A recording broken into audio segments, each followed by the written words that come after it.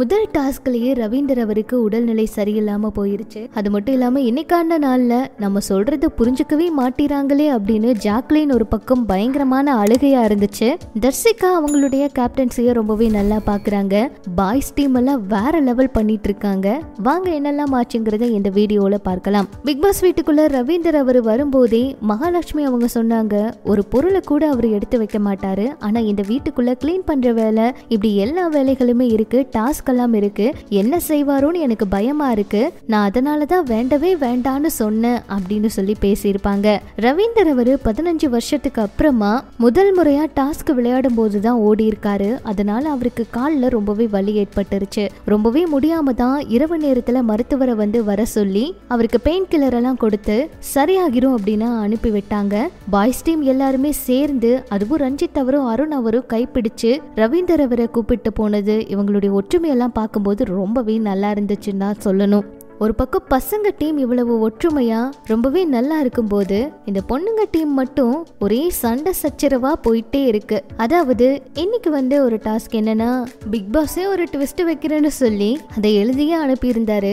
ஆண்கள் ஆண்களுக்காக விளையாட பெண்கள் டீமுக்கு ஒருத்தரை அனுப்பணும், பெண்கள் பெண்களுக்காக விளையாட ஆண்கள் டீமுக்கு ஒருத்தரை அனுப்பணும். இதுதான் அந்த டாஸ்க். அதே போலதான் ஆண்கள் வீட்டிலிருந்து பெண்கள் வீட்டுக்கு போற ஒரு நபரா இருந்தாலும் சரி, அதே பெண்கள் வீட்டிலிருந்து ஆண்கள் வீட்டுக்கு போற ஒரு நபரா இருந்தாலும் சரி, அவங்க 2 பேருக்குமே ஒரு பவர் இருக்கு. அதாவது டைரக்ட் நாமினேஷன் பண்ணலாம். இப்படிப்பட்ட விஷயங்கள் அவங்களுக்கு கொடுத்திருக்காங்க. இதனால பேசி முடிவெடுத்து எல்லாரும் டீமா சேர்ந்து முடிவெடுத்து தான் ஒருத்தரை அவங்க முடிவெடுத்து அனுப்பி வைக்கணும். இதுக்கு பெண்கள் டீம் தான் பயங்கரமா அடிச்சுக்கிட்டாங்க. சட்டுப்பட்டு முடிவெடுத்து ஆண்கள் டீம் ஒரே ஆளை தேர்வு செஞ்சு அனுப்பிட்டாங்க.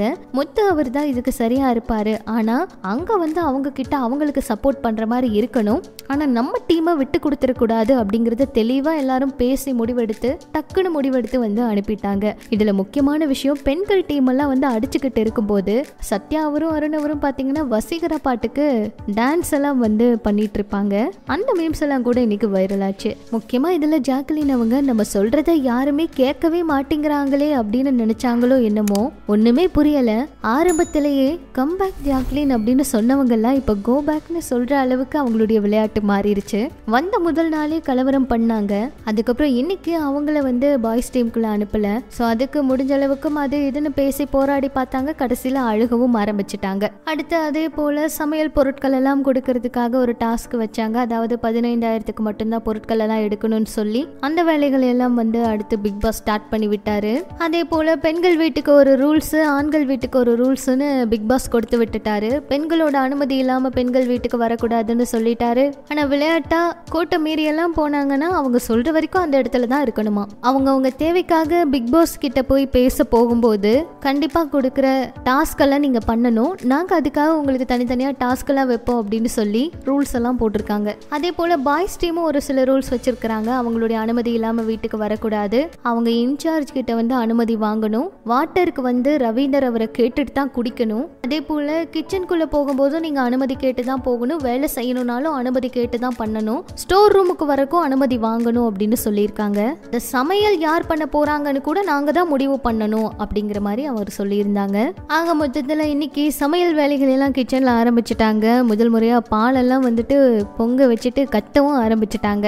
கேர்ள்ஸ் டீம் பாய்ஸ் டீம் அப்படின்னு சொல்லி இப்ப பிரிஞ்சிருக்கிறதுனால என்னென்ன இன்னும் கலவரங்கள் இருக்கோ அப்படின்னு தான் பார்க்க தோணுது. இந்த சீசன் 8 கொஞ்சம் நல்லா தாங்க போயிட்டு இருக்கு ஆரம்பத்துல இருந்து. ஸோ ஒரு சில போட்டியாளர்கள் ரொம்பவே நல்ல கடுமையான போட்டியாளர்களா கடைசி வரைக்கும் வருவாங்களோன்னு எதிர்பார்ப்பு இருக்கு.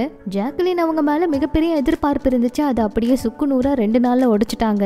சோ என்ன நடக்க போகுதுன்னு வெயிட் பண்ணி பார்க்கலாம். ரசிகர்களும் இப்ப பவித்ரா ஜனனி, தர்சிகா, ஆர்ஜே ஆனந்தி இப்படி ஒரு சில போட்டியாளர்களுக்கு ரொம்பவே சப்போர்ட் பண்ணவும் ஆரம்பிச்சுட்டாங்க. சோ உங்களுக்கு பிக் பாஸ் சீசன் 8ல இந்த 2 நாள்ல பார்த்ததுல எந்த போட்டியாளர் ரொம்பவே பிடிச்சிருந்துச்சு அப்படிங்கிற உங்களுடைய கருத்தை சொல்லுங்க. அடுத்தடுத்து இது போல பிக் பாஸ் அப்டேட்ஸ் பத்தி தெரிஞ்சுக்க மறக்காம நம்ம சேனலை சப்ஸ்கிரைப் பண்ணிடுங்க.